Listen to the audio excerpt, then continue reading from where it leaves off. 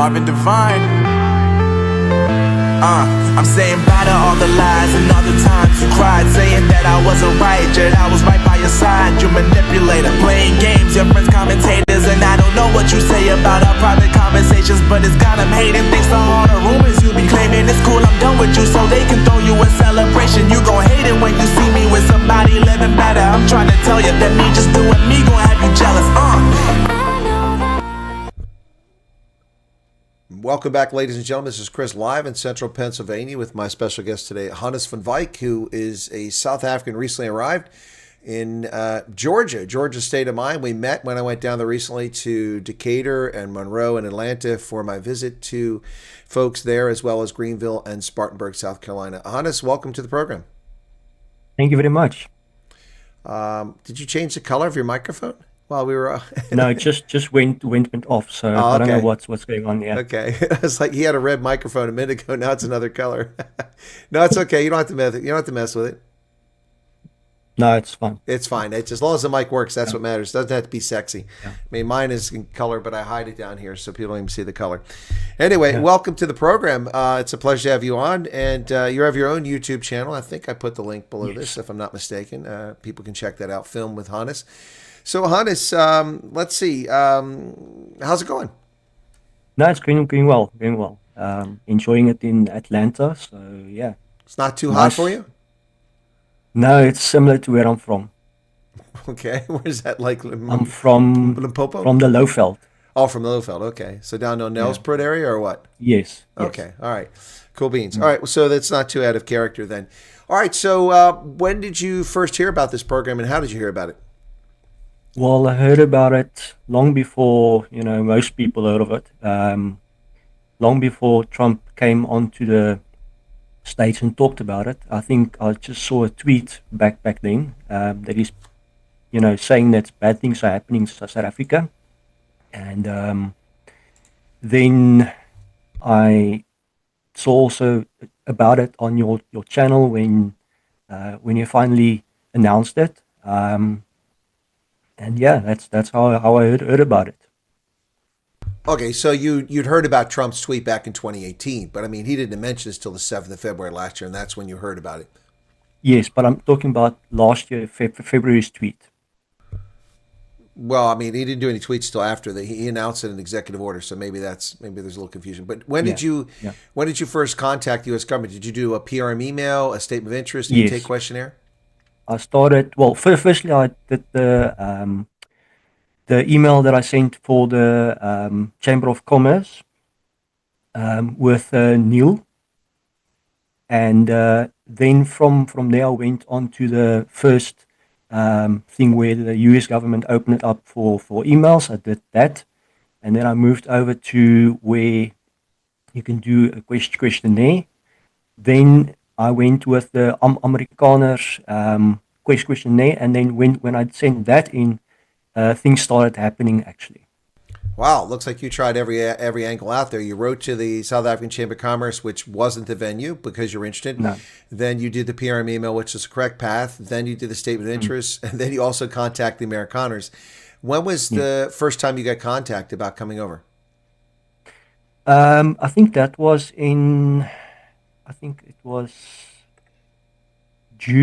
think June last year. And when did you arrive in Georgia? I arrived April 1st, but I arrived in DC on March 31st.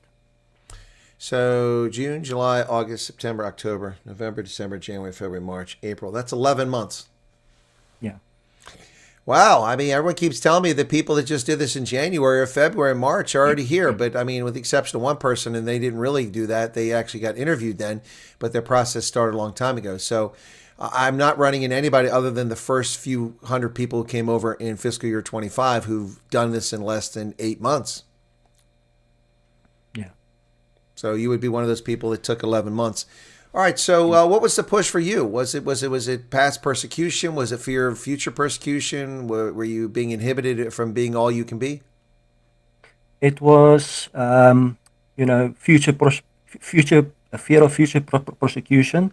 And also, just being completely, not allowed to do jobs I wanted to do, or not, going for the jobs that actually pays well enough, or try to make movies, which I'm actually in. You need to be of a certain skin color to actually get grants and get opportunities to do it in South Africa. And I started my own business back then. And if you want to get actual grants, you need to give away more than half of your business to someone else who may not even know what they're doing in the business. Well, the odds are they probably don't know what they're doing. They're probably also not educated, talented enough. And even if they are, so what? Why should you have to give away your business to someone just because of skin color? Exactly. That is the very definition of racism. So, were you already a filmmaker in South Africa then? Yes. Yes. All right, so the film with Hannes isn't a hobby. It's not a YouTube social media thing. It's actually what you do. Yes. I started YouTube, long after, I was in the industry already. Have you, in the past, what have you made documentaries or have you made sitcoms? I mean, what sort of filming do you do? Wildlife? Um, well, I've done documentaries for small projects. I did small ads. I've been on TV. I've been in movies. Um, I've acted in front of the camera, like on Sindelaan, Binnenlanders. I was in a Netflix movie. So I've been in front of camera and behind the camera. So you were in Binnenlanders.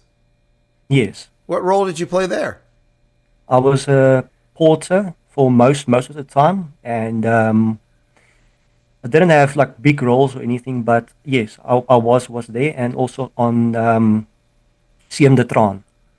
Okay, all right, okay. Will you be making an effort to get a Screen Actors Guild card in the States? Um, I'm not aiming for that currently. I am working on something which I'm not gonna say much about, but I'm working on something big. So yeah. All right, okay. Well, for those who don't know, I met Hannes in person when I went to Georgia, and he gifted me with a really nice tripod. He'd gotten himself another one and gave this to me. It's a very sturdy one, and I kept refusing to take it, but he kept insisting it because he didn't need it and he wanted me to have it. What's fascinating is that I allowed the filmmaker that was with me, that was sponsoring my trip, to to actually um, to borrow it, and his camera. He had a proper studio camera that he had to mount. That camera didn't fit on the base plate, so he had to take the base plate off to install it. And then he gave it back to me as we were leaving, and I was rushed to get back to the airport because we met with Neil Diamond. And then I'm like, "Where's the base plate?" And he goes, "I don't know. I'll have to send it to you." And then he couldn't find it until he got back to England. And so my base plate is currently in England from the tripod that Hannes gave to me. Yeah. Yeah, I've kind of a disappointment there, but it'll be coming back. He's coming back to the States. He offered to mail it, but I don't want to have it sent through the mail. Who knows how long it'll take? And Trump will probably put tariffs on it. I don't want to pay tariffs for my base plate. It's mine. So, Hannes, what's it been like for you this side? You've been here for a few months now. About 3 months? April, May, June, July. Well, Yes. going on 4 months. What's the experience been like so far in Georgia?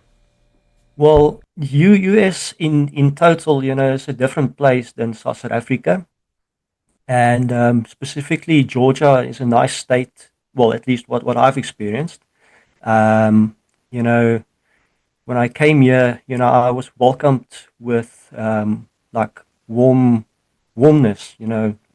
The southern charm that they talk about is actually real. You know, I have had some weird looks and people asking me, where you from, and hearing my accent and stuff like that. And then they think I'm from Australia or from England. And I said, no, no, no, no. I'm from South Africa originally. Um, and yeah, that's basically it. The the area, yeah, I'm in a wooded area, so I see wildlife all around me. I see fireflies at night. Yeah, and the weather is just perfect for me at least. Yeah. Well, in fact, I've been there. I've seen it, and yeah, you got forest all around you. In fact, some pretty big trees just right there next to where we did the braai. So I came down there. Was that a bit of a surprise for you that I was coming by Decatur? It was a surprise, but it was a happy one. Yeah. And Yeah, no, it was yeah, pretty cool. We had about 60 or 75 people that rocked up for that event. yeah, yeah. All right, so what are you currently working on something now? Have you found a job this side yet, or are you still looking?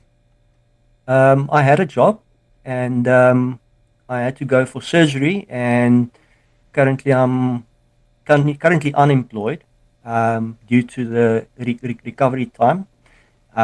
So once that's over, I found a job very easily. There's people actually waiting for me to finish resting on my backside.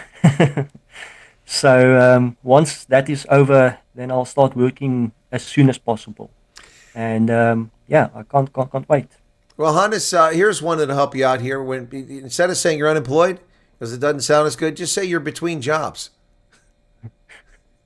That's a good one. Yeah, yeah. Yeah, use that. That'll come across a lot better. So what do you do? Well, I'm actually between jobs right now. I mean, I just had an operation, so I'm waiting to start another job. Well, my shirt is not showing up well in that screen. I got to sit just still, otherwise my shoulders disappear. That green screen is not the best in Zoom. Yeah, so that's just, I think that's a clever way to do it. But yeah, someone just gave us an update on the South Africa. It's 53-32. Yeah, no, the Junior Bucks came out in the second half, just blew them away. 3 unanswered tries, 4 unanswered tries, and finally England scored again. But yeah, it was 20-12, and then suddenly it was like 40 something to 12. Anyway. All right, so Hannes, let's talk about your experience. What was the most difficult part of this whole process for you? The most difficult was to make the decision, actually.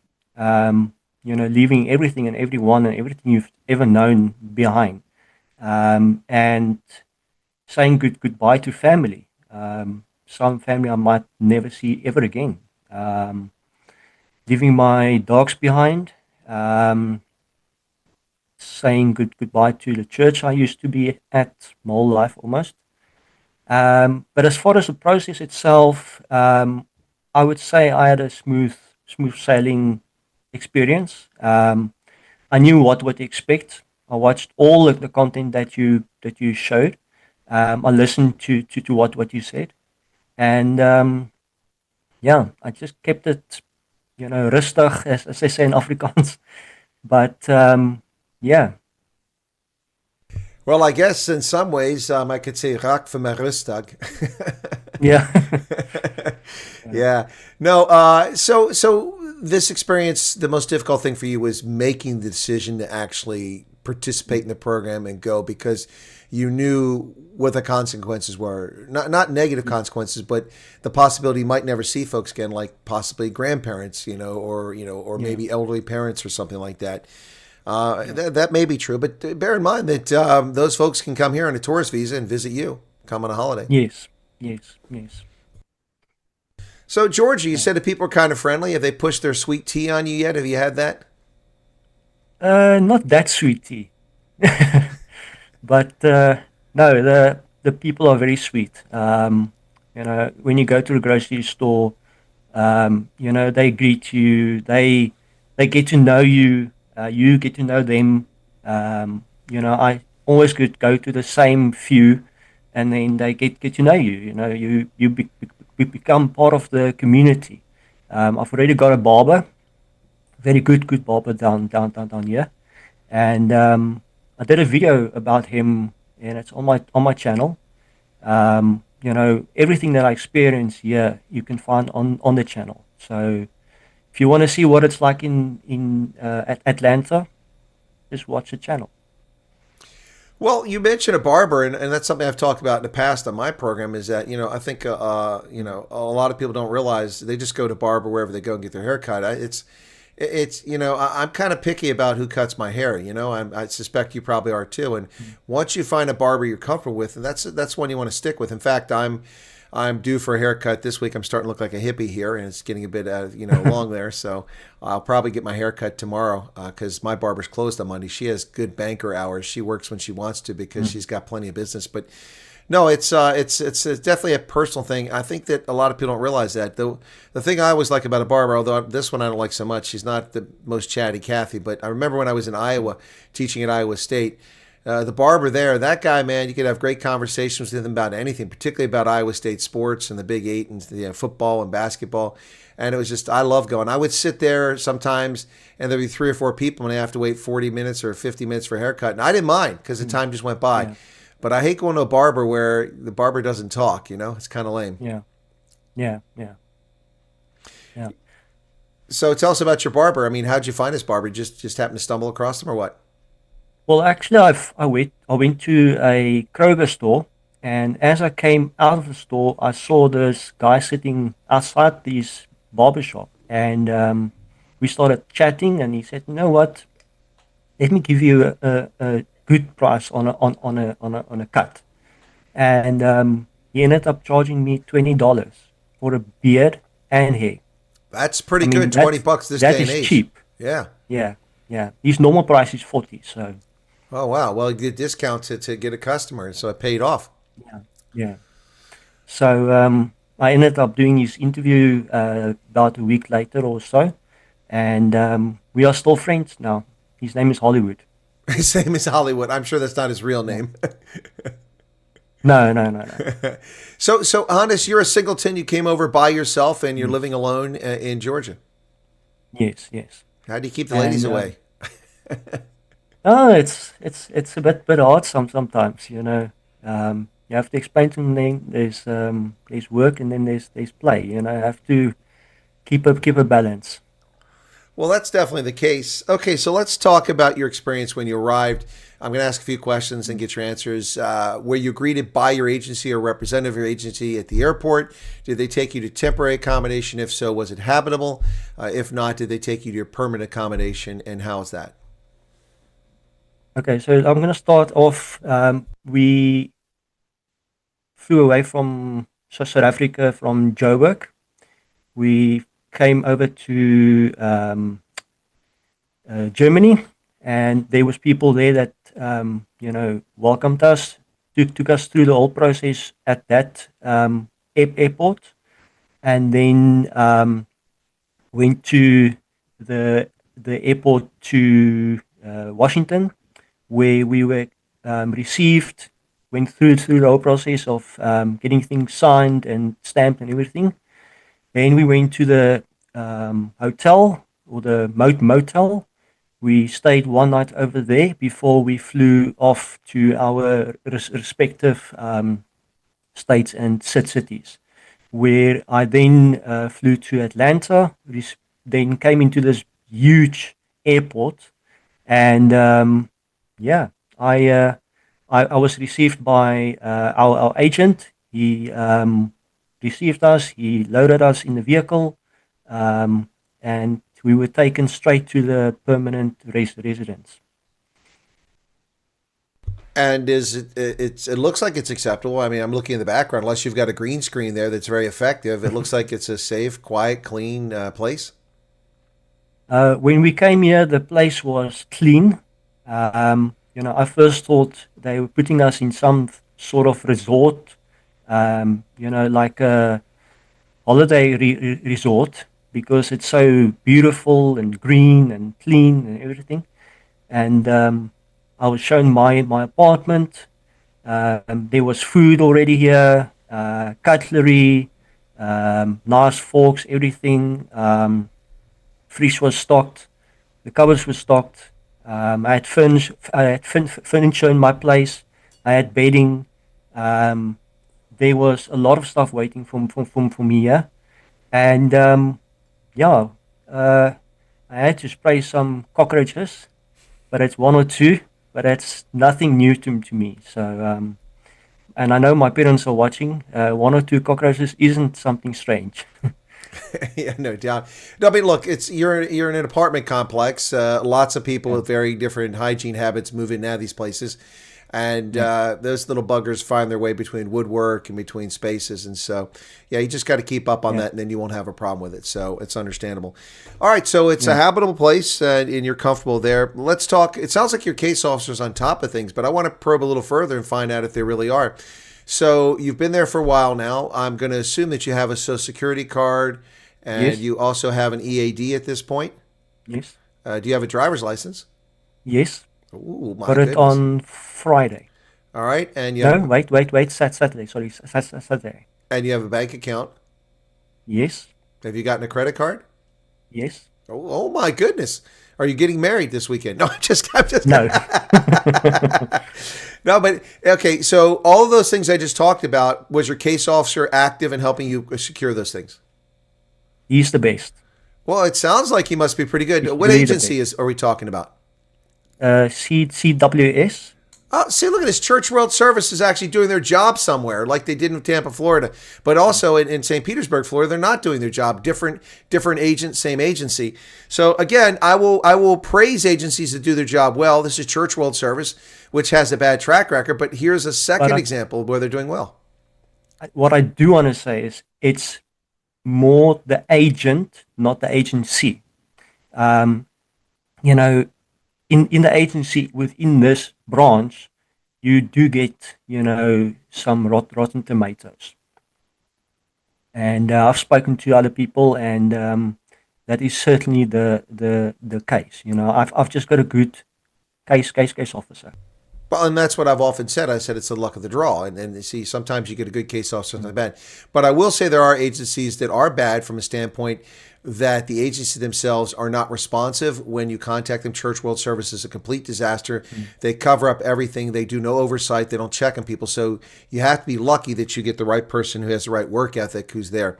Whereas I would say that the International Rescue Committee, while some people have trouble with them in some locations, in the two instances in which I reached out to them in Texas and California, they were very quick on top of the issues and resolving the issues within a matter of hours for the people who had problems that were being neglected. So it sounds like you got a great grace officer. That's really good. Is he American, or was he a previous refugee as well? I didn't ask that. If I asked, I forgot. So Does he have a funny accent? definitely. Okay, then I'm sure he was probably a refugee from somewhere. So Jody Ackerman says that landed in St. Paul, no caseworker, took him 3 hours to show up. Well, that's not acceptable. And dropped you to permanent accommodation. You did not sign a lease. You were surrounded by Somalians and people smoking drugs. Well, welcome Minnesota. All these people all talk. I think you were asking about what's wrong with Minnesota. Well, now you know. Now you know. That's one of the problems there. But anyway, all right. So it sounds like your experience with the refugee agency is going very well. You were able to find work, although because of you had surgery, you're not currently at work right now. So your resources, I imagine, are exhausted by now, or maybe what is there, a matching grant or something like that from the state of Georgia? I mean, how are you getting by? Yes, I've got a matching grant, and I was granted this, through grace. It's not something that you deserve. If you can, my personal opinion is, if you can prove that you physically can't work, you did have a job, but you physically can't work, they would be more lenient on granting a matching grant. But it's not something you can say, no, I must have a matching grant. All right. So what about food? I mean, are you getting food on your own, or have you had to rely on food banks at some point? It's a combination between the two. I have a a food bank that I discovered through people that I met here, and then also I shopped around. I do not go to the most expensive shops to buy groceries, to get things. Sorry, I'm just going to put my phone on silent. I don't know why people is messaging me. So in this area, I go to a place called Food Depot, and they've got good prices, and you can get bread at, let's say, $1 or $2 or maybe $3 for a loaf, and it's quite big. Or you can get fruit, or I can go and get a whole week's worth of shopping for $40. Wow, that's amazing. Well, it shows that if you're frugal and you're a smart shopper, you can make that money stretch further. That's one of the things I've been doing on these trips. You were there when I was in Georgia, telling people some of the life tips that they can use, and that's one of them. You know, there was a lady there who is a volunteer with Antoinette's group, and she was helping people. Yes. And you know, there were a few people in the crowd who were, I don't want to say bad things about people, but they're the kind of people that always have an excuse. You know, when she talked about, well, we don't have a car. So what did I do? Remember, I said, who has a driver's license? And several hands went up. A Georgia driver's license. Then I said, who has a vehicle? And I don't think anybody had a vehicle that was available or something like that. But I said, who has a credit card that has a license? And a couple people put their hands up. And I said, well, why don't you talk to that guy? And he'll go rent a bucky or a van for, you know, 3 or 4 days. And you all can split the cost of it and pay him a portion for the petrol and the time. Then you contact the agency. You schedule the times you can come in. And not an agency, it was a church actually. He drives you there. You get your groceries handed to you for free. You come home. He picks up next batch people, and everybody wins. You do it twice a month, and everybody's got what they need. But when I explained that, you know, Hannes, it was almost like it was rocket science. You know, people are like, "What? We could do that?" I'm like, "Seriously?" You know, whatever happened to Mbor plan? Yeah. Well, I had to make a plan. You know, when I got here, I was, you know, donated a bicycle, which was, you know, I didn't expect it, you know. And let's say within 3 weeks, I had enough money to together because I got a job after 2 weeks being here, which is almost unheard of. And I saved up some money because I was paid weekly, and then I went uh,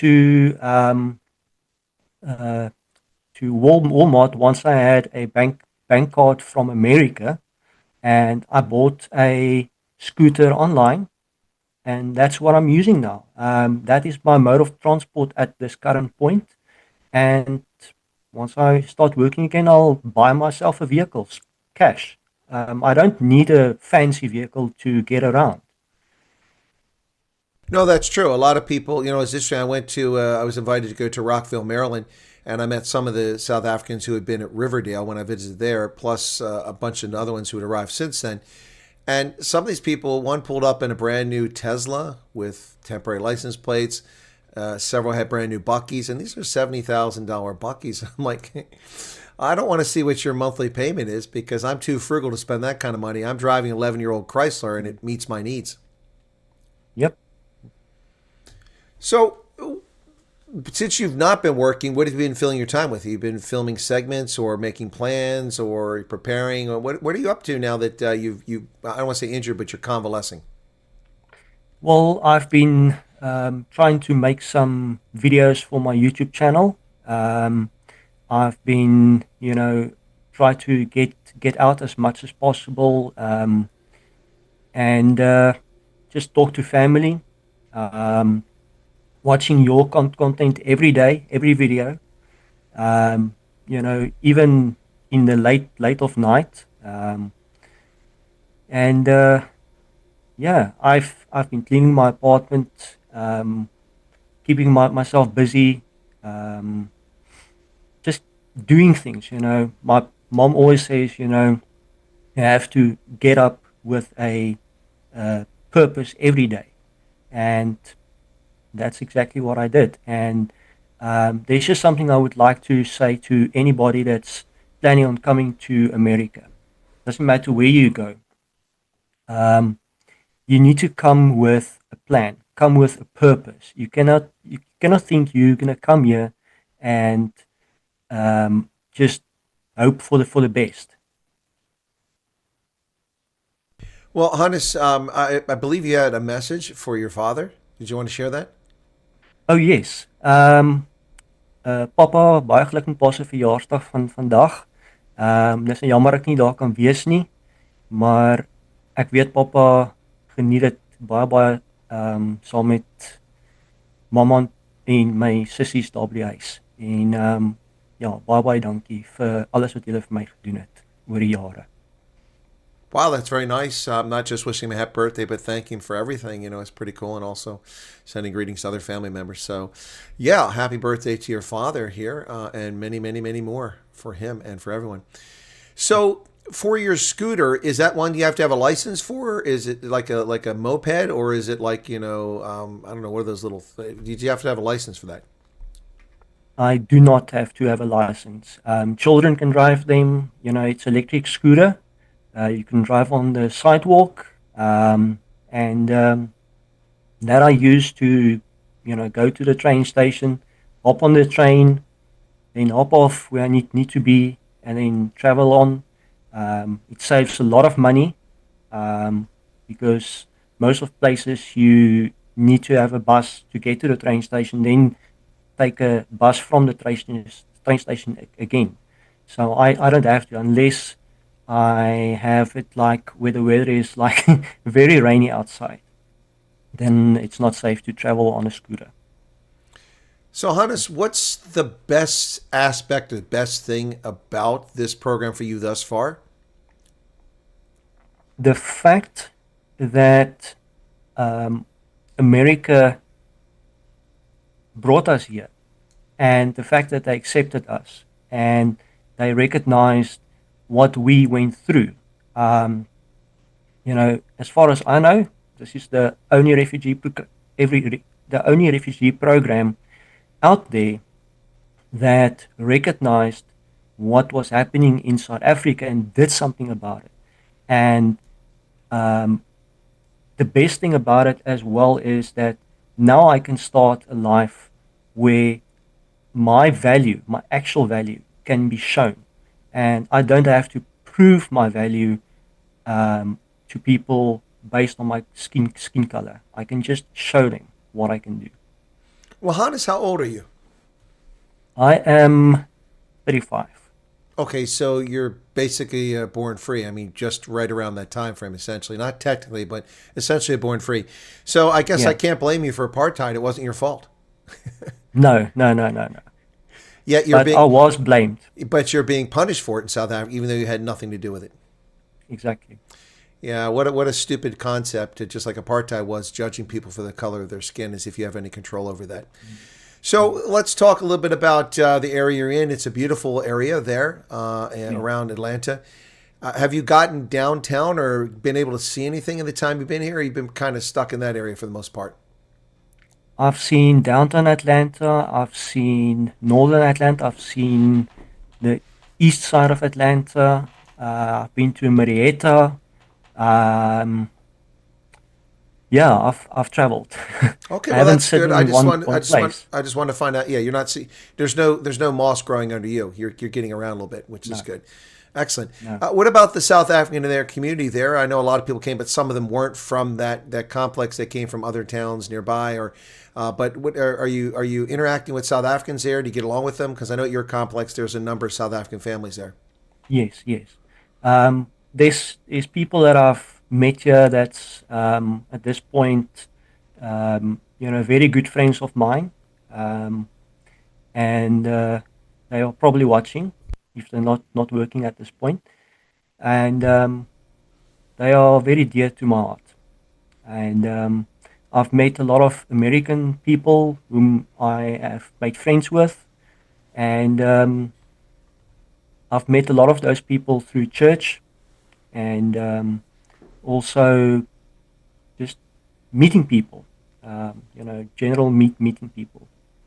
And that's the one thing for surviving in America is when you get to meet people. Well, I mean, I think a good way to talk about this is from a business standpoint. You want to network. You want to get people, and church is one way to do it, but there are other ways to do it. So in South Africa, were you living alone or were you living with family? Because here you're on your own. I was living with my parents to save money because rent was very expensive. And I helped around the house. I helped manage, before COVID happened, helped manage the guest house.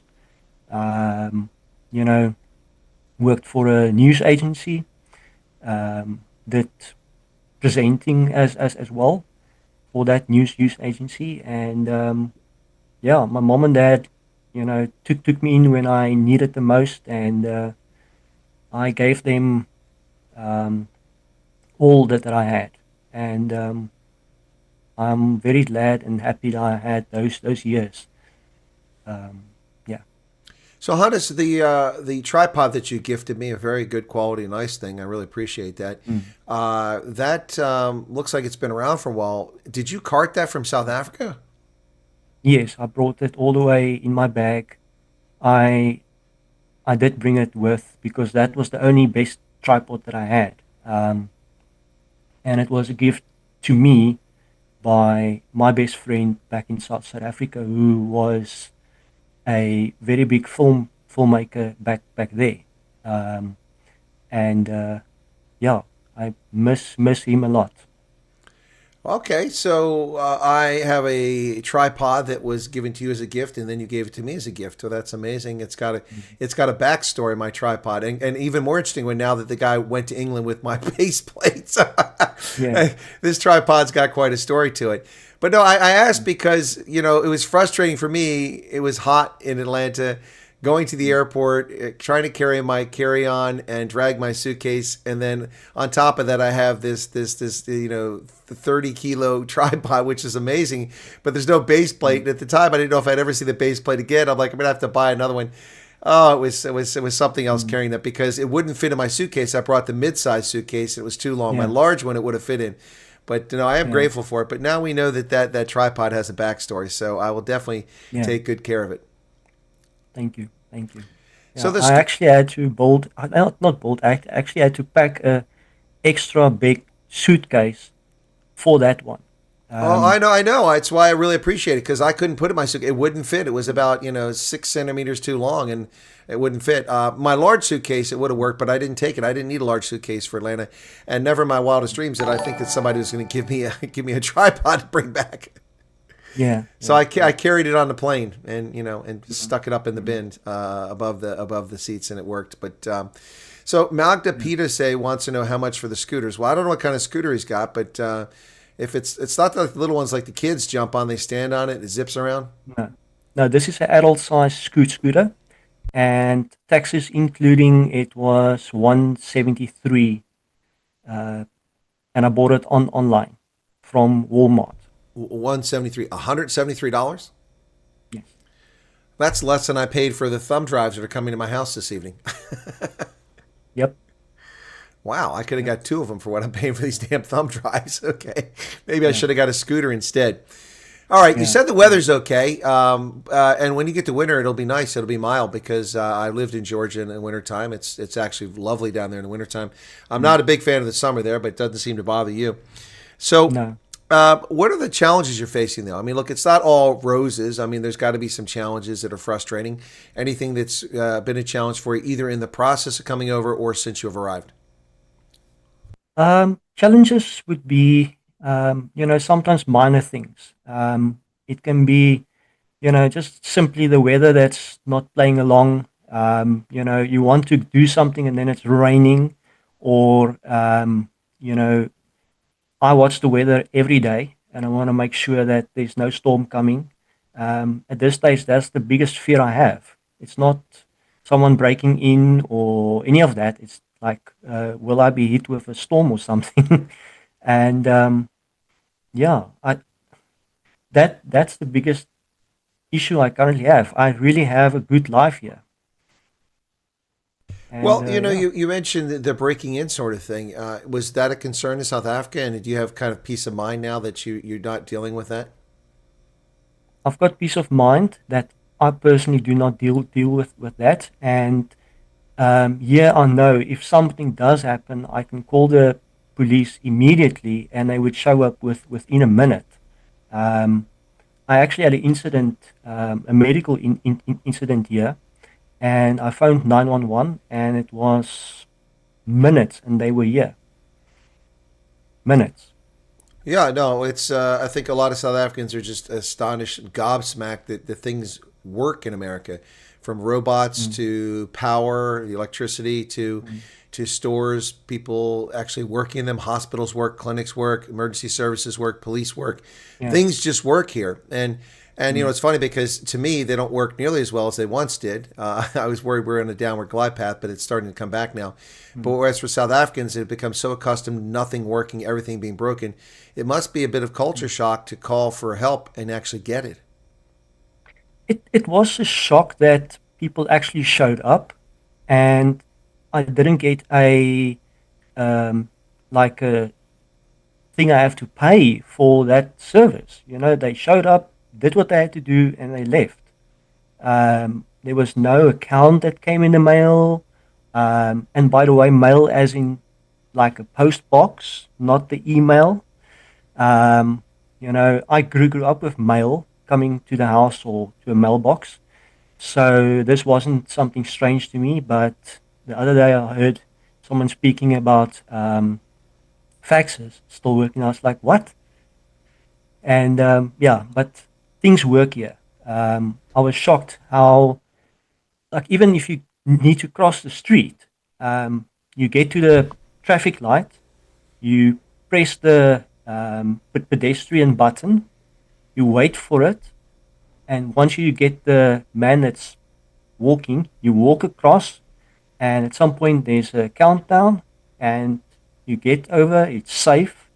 The crashes that I've seen, I personally think it's people that didn't follow the rules or didn't see someone. But yeah, I mean, I am staying in a very busy city. The traffic is horrendous. So if you do come to Atlanta and you want to drive on the highway, just know it's going to be a shocker. Well, I would say it's going to be very frustrating. For me, driving Atlanta is quite the frustration. It's so much traffic, and then it takes so little for things to be disrupted. When I came to you guys, I went. Sorry, I'm trying to get my shoulder back in the picture with that. So I had I had the shirt inside out earlier. What Ronaldo doesn't know is criticizing me, but when it was inside out, I never had the shirt fading because the color difference. It was similar to the background. Anyway, what I was trying to say is that I went. It was just 15 miles or 23 kilometers from the airport to where I had to go. And I spent about 40 minutes going 3 miles because somebody rear-ended somebody in the right lane in a 4-lane highway going north, and everybody has to rubberneck. Oh, yes. They've all got to stick their nose in there. They've all got to look and see what's going on here, and they all slow down to where they're almost stopping. And then when 50 or 30,000 cars do that, it takes a long time to get through. So it really irritates me. I mean, if it's a 2-lane road, I get it. You slow down for safety. You know, you don't want to hit somebody. But when it's 4 or 5 lanes across, which is what that is on the Beltway, it goes around Atlanta, and they were all the way over in the right lane, most people shouldn't even know about it. They should be slowing down and passing, but not coming to a stop. It's just, to me, that's the biggest frustrating thing is everybody's jaw is open looking at something. It's none of your business. Unless you need to get out and help somebody who's injured, keep moving. Yeah, yeah. Wow, Two Fly for Wi-Fi says hello from Ibiza. Wow, must be nice in Ibiza, man. Yeah, so I can probably mention this. You know, I came to America to become a filmmaker and everything, but I applied to the fire department, and I'm doing my, it's like a test to see if I'm competent and whatnot on August 1st. So I joined them with just my socials and my EID. So for those who thought it's for green cards only, I checked. Well, it may also depend on the state you're in, but I imagine it's okay. Is that a volunteer fire department or paid? Paid. Okay.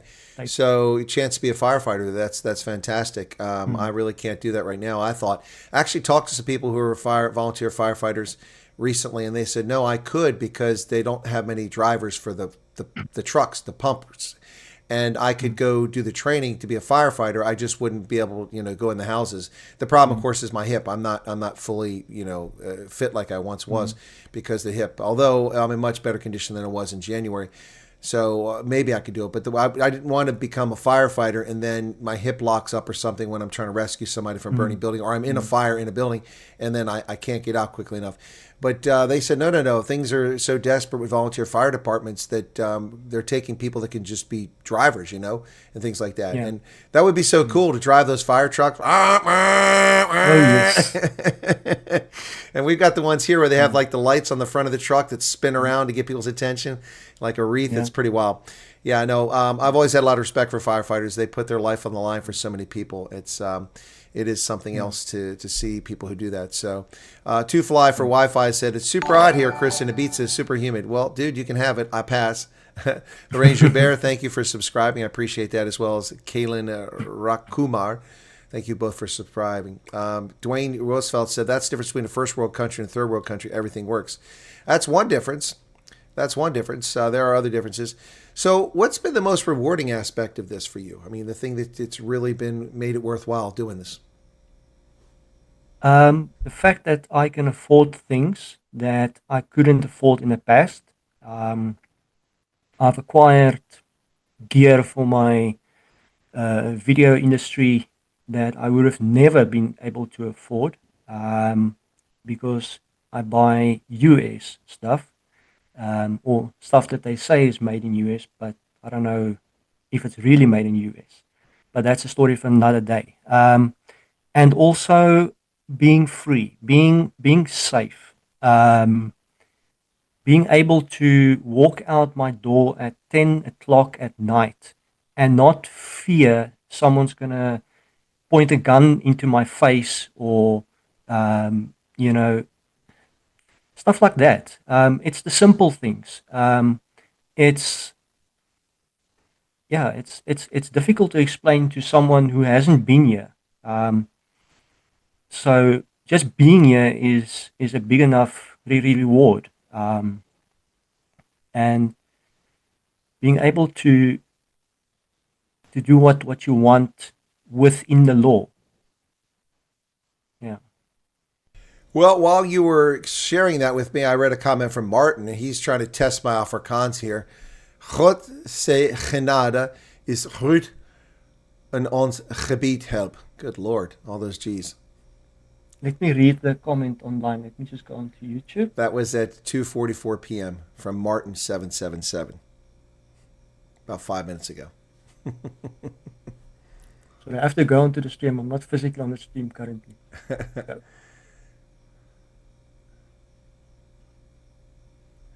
When I see Genade, I think of Joe Black. He had a song. Mute that. 2:44 p.m. Martin 777. Yeah, I don't see the times on the thing. Sorry. Anyway. Yeah. No, he's testing my G's. People doing that. Here's another one he put up here too. Put another up a moment ago. It's got more G's in it. So it's yes, no, RVC is translating it in English. God's grace is big, but our prayers help. Yeah, no, I got that. Yeah. Grace is genade and God is God. And of course, so I got that. I understand. Thank you for translating for the English speakers, though. Dwayne says, thanks, Colonel. The difference in buying power when earning dollars to what you're earning here is key. Spend dollars and forget rands because currency can't be compared. No, you can't. You can't compare. The only way you can compare dollars and rands, if you're like me visiting South Africa, then you're like, ooh, I'm rich. Yeah. That's the only way it works. So, you can't compare South Africa to dollars. It's if you're American or a Brit or a German going to South Africa, then your currency goes a lot further. For instance, I mean, I can stay in hotels in South Africa for $30 to $50 a night for guest house and place like that. In America, you're not going to touch that for maybe $100 minimum if you're lucky. All my trips, virtually every place I've stayed has cost me $130 a night or more, and it's frustrating because before Joe Biden, I was paying $50 to $60 a night for those hotels, so it's pretty crazy. So, Hannes, what is the one place that you really like to go? I mean, you mentioned Kroger's, for a supermarket, but do you have a favorite hangout or a favorite place that you've discovered so far? I've got a place called My Parents' Basement. It's a place in Avondale Estates. It's a comic book store /bar/pinball machine place, and very nice place to hang out. I bought my first comic books ever in my life. Bought it there, and then the other day I discovered a place that's like a games bar, not far from my place here, and I actually did a video on the place, and I enjoyed it a lot. It's not your typical bar where it's just a bar and you sit and drink. There you actually do something. It's my type of bar. So that's nice. And then I like hanging out in Avondale Estates a lot because it makes me think of like Germany or stuff, places like that. All right, Yeah. sounds like a pretty good experience and interesting. Then he's sending me another one. He's trying to make it easier with Martin, but that's too easy. Dit is what dit is. Yeah, that's pretty easy, buddy. I can do that one. Yeah. There's no G's there. So Mick Wolf says he's coming to USA by himself. Is there any tips for another single person, like what to watch for, or what to watch for to do in terms of process and settling? Yeah, that's a good question. As a single person, you had to do everything yourself. It's not like you had a family Yes. to declutter or to get rid of things. You had to rely on yourself to make sure all the I's were dotted and all the T's were crossed. So any advice? Yeah. We usually do that at the end, but we're getting closer to the end here. But how does one become a moderator? Well, I have to see you in the chat for a while there, We Matter Now, to see if you're reliable and make sure you're not a lurking troll. And then I invite you at some point. So that's how you become a moderator on this channel. Then you also have to agree to adhere to my rules. It's my channel, it's my rules, and I have published rules for moderators. And you have to have a WhatsApp call with me so I can see who you are. And I have to have your real phone number, your real name, your real location. If that's all something that's possible after I watch you and observe you for some time on the channel, then we can consider you being a moderator. I have about 50 moderators, about 5 are active at any given time. Now, it's more than that, but Yeah. people come and go, they get busy. All right, so yeah, any tips for singletons from your experience so far, Hannes says, what person all by yourself doing this? I think I would say get ready for the lonely times. It gets very lonely very fast. Um, Emotional standpoint, if you still have people that you can speak to when you're here, um, speak to those people back home, and please go and make friends. It will really help. Um, it's not easy being alone, um, and the loneliness does get to you. Um, and at some point, if you get a yard of your own, like a house or something where you can have a yard, get a dog, or if you are a cat person, get a cat. Um, it, just to get that companionship, um, because even now after 3 months, more than 3 months, I still miss the dogs I left behind. They were like my children. It was very, very tough. But yeah, I would say that, and then also pack light. Um, they say bring one suitcase, one carry on. I didn't follow that exactly. I saw on my ticket that you can bring two big suitcases that you can check in, which allowed me to bring a bit more stuff. And yeah, but I had to carry all of that myself. So if you're alone, think about that. Yeah.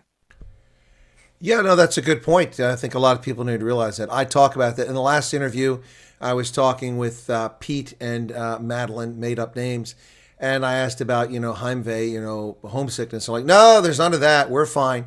Yeah, but you got family with you. They got three boys. Their 3 sons, the 2 of them. So they got people around them. But you're by yourself, and it's easy to get. Veroshka's also a person who's single by herself over here. It's easy, and that's why it's so important to be established and be involved, like you talked about with the church and going out and doing things. But I mean, Yeah. even if you're out doing things when you're home in the evening, by yourself, it's it's just you. So. That's a good Yeah. point to bring out. I think people need to realize that, especially Mick Wolf asked about being a singleton. So, yep. Anyway. Mm. So yeah, you mustn't start packing already. I see there's a comment. So once you get your tickets, I would suggest pack your bags, but do not pack your bags before then. You can, like it has been said 1,000 times on this channel, um, pack your bags once you have your tickets. You can sort out your stuff, throw away what you don't want. Do not quit your job, um, and continue with your life because you do not know until you have your tickets. 100%. Mick Wolf is saying, as a singleton, do they study with a roommate or on your own? Mick, they cannot force you to have a roommate, although some agencies, in order to save money, ask if you're willing to do that. There's a couple guys in Rochester that were sharing a place, which meant that their money went twice as far because they were splitting the rent. That's up to y'all. That's up to you all, but they can't force you to do that. Okay, so I mean, although we had one crazy situation in which one agency tried to force a woman to live with a man, and they don't know each other. That's not cool. Now I know another situation where two people out migrated from Maine to Dallas, and it was a man and woman, and they were living together, but not together, but living in the same apartment. So, but they cannot make you do that. That's not permissible. This isn't, this is not not a military camp. So anyway. All right, so Hannes, we're coming up on the end of this thing here. So I think let me give you maybe something else will come out of this conversation, but let me give you a couple minutes just to talk about the process, the experience, and any recommendations or advice you can give to people, and I'll give you the floor. So it's your turn. Go ahead and let us know about that. Thank you. I actually prepared for this. I want to show people that if you come to America for the first month or two, get yourself a plug that can plug into the wall socket. On this side is the South African one, and this side is the American side. And that will allow your chargers, your computer, stuff like that to actually work. And I got this small multi-plug to go with it. And I still use it, but I did end up buying myself a power cord that works on American plug, and you will have to convert eventually. I saw at this place in Avondale where they have like second-hand stuff. You can buy a cell phone charger brick for I think $1, and it works on a normal American plug. So just go and get that once you get here. Yeah, the other thing is when you start packing, go and get yourself a hanging scale so that you can hook this on your bag and you can actually, um, you know, weigh your stuff and make sure that you are within the limits of the weight. And remember, your bag itself can be heavy as well. So yeah, take that in consideration and continue watching this channel. Well, that's kind of Johannes. But as far as travel tips, that's spot on. Those adapters, unfortunately, are a bit expensive from South Africa. You used to be able to get them at Ellie's at a very reasonable price, but I don't think Ellie's exist anymore. I couldn't find one in my last several trips to South Africa. But you can get those adapters at the Automobile Association shops if you can find one of those. That's not the only place. But buying them in an airport is not advised. They're 2 and 3 times the price, and they don't work any better. Just get it at a place like the Automobile Club.